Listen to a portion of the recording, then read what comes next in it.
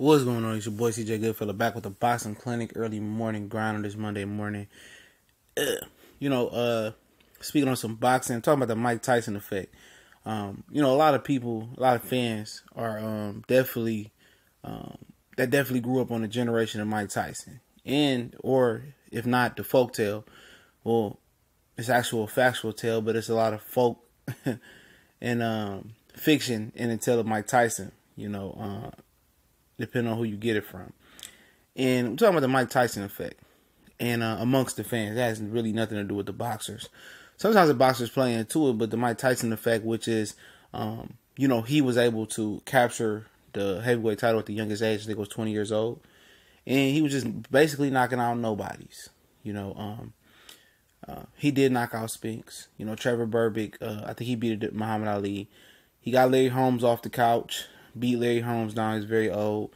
And most people hated Larry Holmes. Nobody really liked Larry Holmes. He was one of the great heavyweight champions. Great beard. Best jab ever, in my opinion. All around, top fighter that dealt with a lot of adversity, fighting Cooney and dealing with that race war type of shit, man. And went through a lot of things in his career. And people just love to see Tyson beat up on Holmes because he beat up on Ali. He didn't want to fight Ali when he was old, but, you got to do what you got to do sometimes. So maybe that's one of the reasons people didn't like Larry Holmes, which I think is one of the greatest heavyweights of all time. But, a lot of people look at the streak that Mike Tyson had, knocking out, anything that was moving. Knocking out probably one of the greatest light heavyweights ever and Michael Spinks. Then had to hiccup with Buster Douglas. But I'm not here talking about that. People love the fact that Mike Tyson carried that lineage of the big bad bully that got the knockouts. And boxing fans are always looking for the next Mike Tyson-esque type of fighter, But what people don't tell you about Mike Tyson on a casual basis, the fact that Tyson lost every step up fight ever, and that's why you hear a lot of people say prime Tyson, because they feel that he went to jail and he wasn't the same. And it wasn't the fact that the jail changed. It was more the fact of the things outside the ring, like Robin Givens, losing Customato, falling out with his coaches. The stardom consumed Mike Tyson when he needed Customato the most to calm him down. And nobody at 20 years old can handle what came to him. He was the biggest, baddest motherfucker on the planet.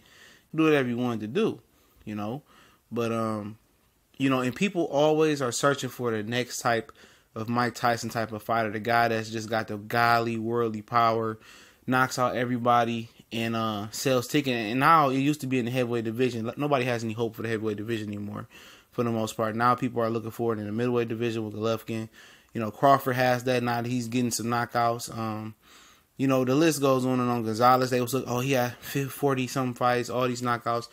People are looking for that next, great knockout artist.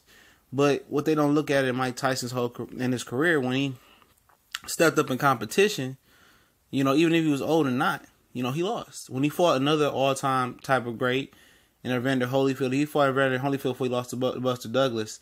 Holyfield would have beat him, when the fight was first made. Holyfield was just a different type of animal. He knew how to handle Mike Tyson. He wasn't scared.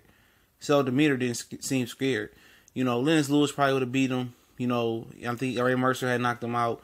I don't know. But that when he got Emmanuel Stewart, Lennox Lewis was different. It was a match made in heaven. So, you just look at certain things and people are like, they forget that when he stepped up in competition every time, he lost. He lost when he fought other all-time greats, other Hall of Famers, in my opinion. And, it's just that you can make the correlation. Because when, guys like Triple G stepped up, to the world-class level in his division as far as Danny Jacobs, another formidable foe who's, was a solid fighter, he didn't get the knockout. Then he stepped up into Canelo Alvarez, who most people bash and say he lost all his big fights. And he laid the egg. He didn't get the knockout.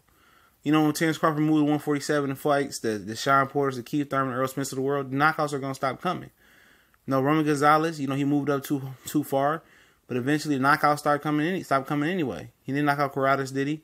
Got knocked out by Sorg once and beat by Sorg before that. The knockouts are going to stop coming.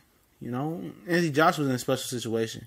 He's either killed to be killed in the heavyweight division. It's a lot of, subpar talents there. It is what it is, man. But at the end of the day, the moral of the story is this. You know, when you step up to competition, the knockouts stop coming. Keith Thurman learned that. Earl Spence is going to learn that. When you move up in weight or you move up in competition, the knockouts are going to stop coming. You have to have something behind it, some skills. Being fair is not a skill in boxing. It's nothing. Because people say, oh, my fact, being avoided is not a skill of boxing. You know, and being fair not either. You know, if somebody's scared of you, it is what it is. Sometimes fear brings out the best in other fighters. But I'm just saying the Mike Tyson effect amongst the boxing fans and the media will never be another Mike Tyson, really. You know, that was a once in a lifetime thing with Tyson. He got a lot of knockouts, but at the end of the day, people forget about it. He stepped up to competition, he lost. And you step up to competition, what I'm trying to make, you know, it's going to be harder and harder and harder to continue to get knockouts and get good victories. But we gone.